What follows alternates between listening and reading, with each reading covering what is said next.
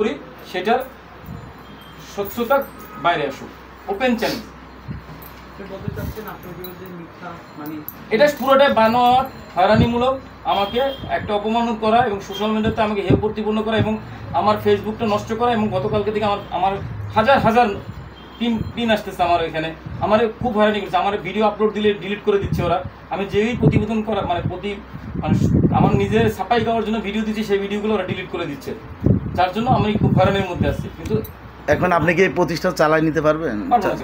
মানে এই এত বাধা বিঘ্ন আপনারা যখন দেখবেন আমার নামে সততা, আপনারা যে এলিগেশনগুলো মানে ওরা যে এলিগেশনগুলো আমার বিরুদ্ধে আনছে সেগুলো যদি সত্য না হয়, সেগুলো মিথ্যা হয়, তাহলে তো চালাইতেই পারবো। আর যদি সত্য হয় তাহলে তো আমাকে জেল হাজত খাটতে হবে, বিচার। মানে আপনি থেমে থাকবেন না? না না, থামে থাকবো কেন ভাই? এই নিউজের কারণে আপনি কি কোনো আইনি প্রক্রিয়া যাবেন কি? না না, যাবো না, আমি কোনো আইনি প্রক্রিয়া যাবো না। এটা দেশের মানুষ বুঝবে, দেশ বুঝবে, প্রশাসন বুঝবে। একটা বিষয় যদি জানতে চাই, আপনার ডোনেশন কিরকম আসে ফেসবুক থেকে বা সোশ্যাল মিডিয়া থেকে? ভাই আমাদের মাসে 40-45 লাখ টাকা খরচ হয়, সমান তালে আসে না। তারপরে বলি 40-45 লাখ টাকা খরচ হয়, এর মধ্যে আমি 5-6 লাখ টাকার সাপোর্ট দিই, বাকি টাকা মানুষের দানে আসে।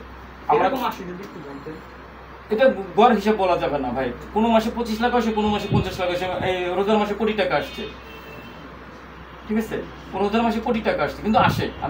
আমাদের প্রচুর মানুষ সাহায্য করে এবং সাহায্য করে বলেই তো এই শত শত মানুষের বাড়ি গাড়ি করে এত তো মানুষের আশ্রয় দিতে পারতেছে। না আসলে তো এটা তো আমার বাপদাদার সম্পত্তি না, বাপদাদার থেকে আমি আইনে খরচ করতেছি না। এটা সব কাজে ব্যবহার, ঢাকা শহরের টিস্যু পেপার থেকে কিনা, পানিটা বন্ধু সবকিছুতে কেনা, সব কাজে ব্যবহার হয়। মানে এই অর্থটা আপনি কি কি কাজে ব্যয় করেন? সব কাজে ব্যবহার করি ভাই। পানির বিল দেই, কারেন্টের বিল দেই, ঘর ভাড়া দেই, বাচ্চাদের প্যাম্পার্স কিনি, ওষুধ কিনি, বাবা মার চিকিৎসা খরচ করি, কাপড় চোপড় কিনি। এখন আছে কেউ আছে শুধু চাল কিনে দিল, সেই চালটা খাওয়াই। কেউ মুদি বাজার করে দিল, মুদি বাজার রাইখে যে কদিন খাওয়ানো যায় খাওয়াই। কেউ একটা খাসি দিল, একটা খাসি দেয় না, আরেকজন আরেকটা খাসি দিল, 2-3টা খাসি একসাথে মিলে খাওয়াই দেয়। আপনার কি প্রতিষ্ঠানে গচ্ছিত কোনো সম্পদ আছে বর্তমানে? ক্যাশ আছে? কত আছে? কোটি টাকার উপরে আছে। ওইটা বলবো না, আপনারা তারপর উল্টাপাল্টা নিউজ করে দেবেন। কোটি টাকা আছে, একই সাথে আমাদের 7 কোটি টাকার মূল্যের সম্পদ আছে। কেমন? নিজস্ব জমি আছে, বাড়িটা আছে 4.5 কোটি টাকা খরচে। আচ্ছা, আপনার প্রতিষ্ঠানে কতজন বৃদ্ধ বাবা মা? 256 জন বৃদ্ধ বাবা মা আছে, 45টা শিশু আছে, 6টা পাগলি বোন আছে, 6টা পাগলি বোনের বাচ্চা আছে।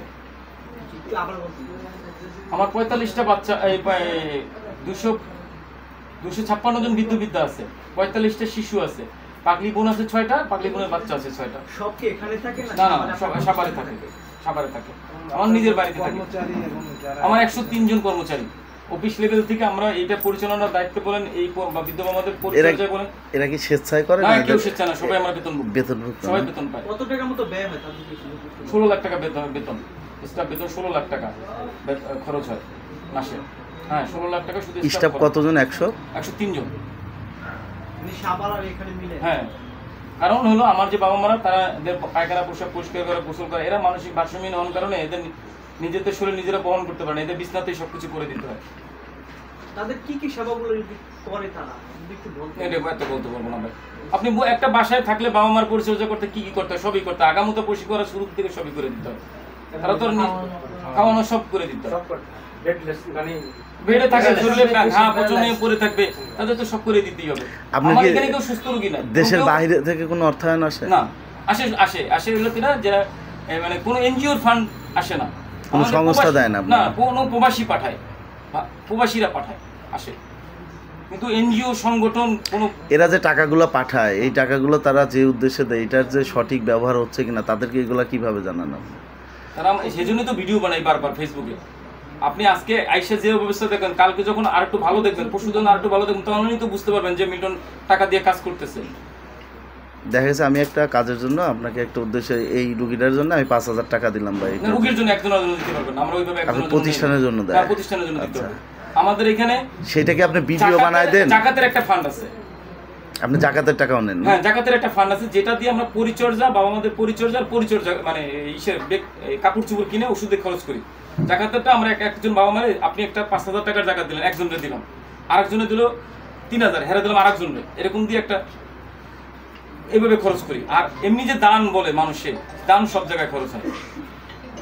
জাকাতের ফান্ড আলাদা আমাদের। এবং আমি মসজিদের জন্য যদি টাকা তুলি, সেটা আলাদা ফান্ড। যেমন আমার মসজিদে আমার মসজিদের কথায় আমার কাছে প্রায় 8 লাখ 8.5 লাখ টাকা আছে, সেটা আলাদা ফান্ড আছে। মসজিদের জন্য টাকা উঠাইছেন? হ্যাঁ উঠাইছি। মসজিদটা কোথায় করবেন? সাভারে করব। ওই আপনার যে প্রজেক্টটা ওইটা মসজিদ করব। ওইটা নিয়ে আপনার পরিকল্পনা কত দূর? একটা বড় মসজিদ করব দাদা, আমার একটা সুন্দর মসজিদ। কি কি করবেন ওইখানে?